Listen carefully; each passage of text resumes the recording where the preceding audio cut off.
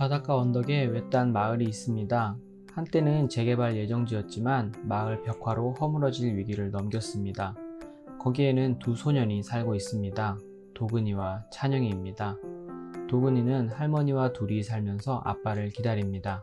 아빠는 원양어선을 타시는데 도근이 생일에 맞춰서 들어오신다고 약속을 했습니다. 도근이는 아빠와 함께 바다를 모험하며 혹등고래를 보기로 했습니다. 찬영이는 구두 닦기 아빠가 부끄럽습니다. 도근이처럼 모험가 아빠가 좋았습니다. 그래서 도근이가 왠지 모르게 밉습니다. 도근이를 챙겨주시는 엄마도 밉습니다. 도근이가 생일 선물로 받은 축구화를 자기 강아지에게 주고 물어뜯게도 하고 도근이가 좋아하는 혹등고래를 공격하는 범고래 편을 들기도 합니다. 그러던 어느 날 도근이 할머니께서 쓰러지십니다. 그리고 아빠를 기다리던 도근이에게 기다리지 않았던 소식이 찾아옵니다. 두 아이의 일상은 그렇게 뒤흔들립니다. 이 아이들에게는 어떤 결말이 기다리고 있을까요? 이 책은 2018년 한국 안데르센상 대상을 수상한 국내 창작 동화입니다. 초등학생들을 대상으로 한 작품인데 140페이지 정도로 두껍지 않고 1시간 정도면 정독할 수 있는 책입니다. 여느 어린이 동화처럼 이 책도 아이들의 성장과 성숙에 관해 다루고 있는데 저는 이 책이 초등학생뿐 아니라 어른들도 한 번쯤 읽어보고 생각할 수 있는 시간을 가졌으면 좋겠다는 생각이 들었습니다. 우리 모두의 마음속에는 혹등고래가 살고 있을 테니까요. 제목에서도 등장하고 작품에서도 중요한 장치로 그려지는 혹등고래는 도근이에게는 그리움이기도 하고 꿈과 목표, 동시에 자존심이기도 한 반면 찬영이에게는 시기와 질투의 대상입니다. 도근이에게는 만날 수 없는 아빠가 혹등고래로 이미지화 되었습니다.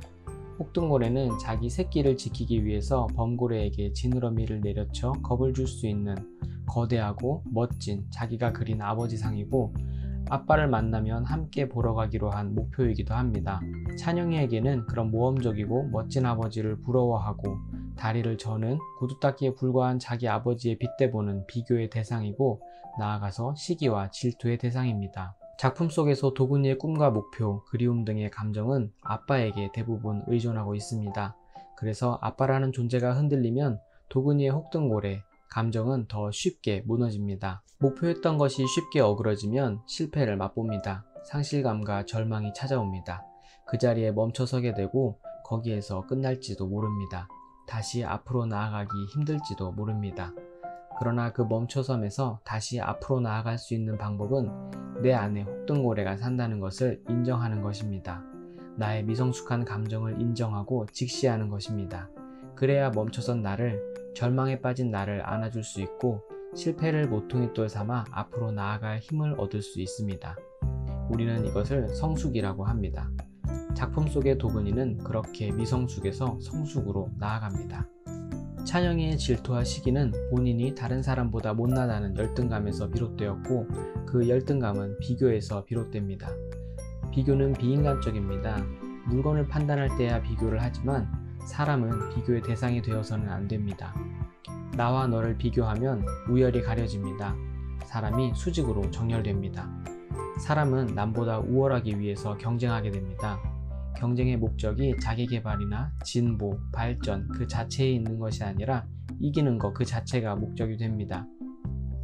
이기는 것 그 자체가 목적이 됩니다. 약육강식, 적자생존의 논리, 동물의 왕국이 보편화됩니다. 인간이 동물과 동일해지는 겁니다. 비교는 인간이 가지고 있는 본능적인 감정이지만 하나의 고유하고 귀한 인간으로 성숙하기 위해서는 반드시 이겨내야 할 감정입니다. 우리 모두의 질투가 그렇듯이 찬영이의 감정도 비뚤어진 방향으로 표출됩니다. 분노로 폭발하기도 합니다.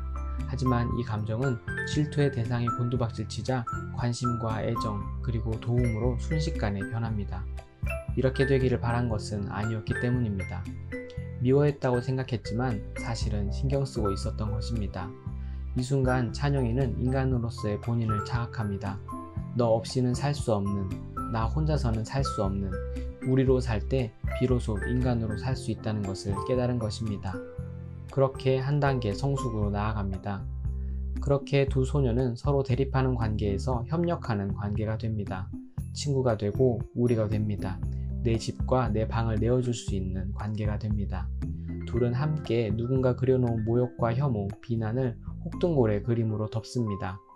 마치 무너질 위기에 처했던 이 마을이 벽화로 살아남았듯이 무너질 뻔한 아이들은 그 감정을 인정하고 직시하고 품어주면서 우리라는 공동체가 되고 성숙한 사회로 자라납니다. 그래서 혹등고래는 미성숙한 감정을 상징하는 동시에 어떤 감정이든 성숙해질 수 있다는 가능성을 상징합니다. 모든 아기 혹등고래가 어른이 되는 것처럼요.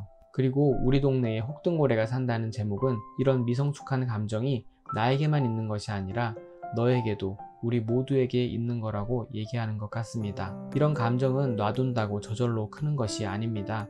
있는 그대로 바라봐주고 인정해주고 안아줄 때에야 건강하고 거대한 한 마리의 어른 혹등고래, 성숙한 감정으로 자라날 수 있고 또다시 다른 아기 혹등고래와 바다표범을 지켜줄 수 있게 됩니다. 저는 이 책을 읽으면서 이 책이 어린이들을 위한 동화로만 남아서는 안 된다는 생각이 들었습니다. 왜냐하면 이 혹등고래는 어린이들 뿐 아니라 어른으로 자란 우리에게도 여전히 존재하고 있으니까요. 그리고 다 자라지 못했거나 혹은 비뚤게 자라난 우리 어른들의 미성숙한 감정은 더욱 왜곡되어서 우리의 아이들에게 전달되기 때문이죠. 오히려 이 책은 어른들이 먼저 읽고 우리 안에 있는 혹등고래, 성숙하지 못한 감정들을 점검하는 데에서 시작해야 할지 모르겠습니다. 어른들이 자기의 감정은 제대로 인식하지 못한다면 아이들에게 어떻게 가르칠 수 있을까요? 나를 사랑하지 못하는 어른들이 과연 아이들에게 사랑을 가르쳐 줄 수 있을까요? 자라나는 아이들의 성숙하지 못한 감정, 어린 감정은 어른들이 보기에는 못나 보일 수도 있습니다. 우리는 은연중에 두 아이 중 누가 낫다, 누가 못났다를 판단했을지도 모릅니다. 그랬다면 우리 안에도 여전히 자라지 못한 혹등고래가 있다는 뜻입니다. 그저 다른 아이들입니다. 다른 혹등고래가 각자 아이들의 마음속에서 자라는 중인 겁니다. 그 감정들이 올바르게 지지받는다면 건강하고 성숙한 감정으로 자라날 것이지만 비교와 판단 속에서 자라난다면 결코 성숙하지 못하고 다시 다른 감정을 똑같은 잣대로 해치는 감정이 될 것입니다. 우리의 감정을 먼저 들여다보고 우리 안에 사는 혹등고래를 찾아서 먼저 안아주는 시간을 가져보는 건 어떨까요? 그렇게 나라는 존재를 있는 그대로 사랑한다면 내 옆에 사람에게도 같은 사랑을 줄 수 있지 않을까요? 그렇게 서로를 사랑한다면 끝없는 바다를 헤엄치는 혹등고래 같은 넓은 마음으로 우리가 될 수 있지 않을까요? 우리 동네에 혹등고래가 산다 리뷰를 마칩니다.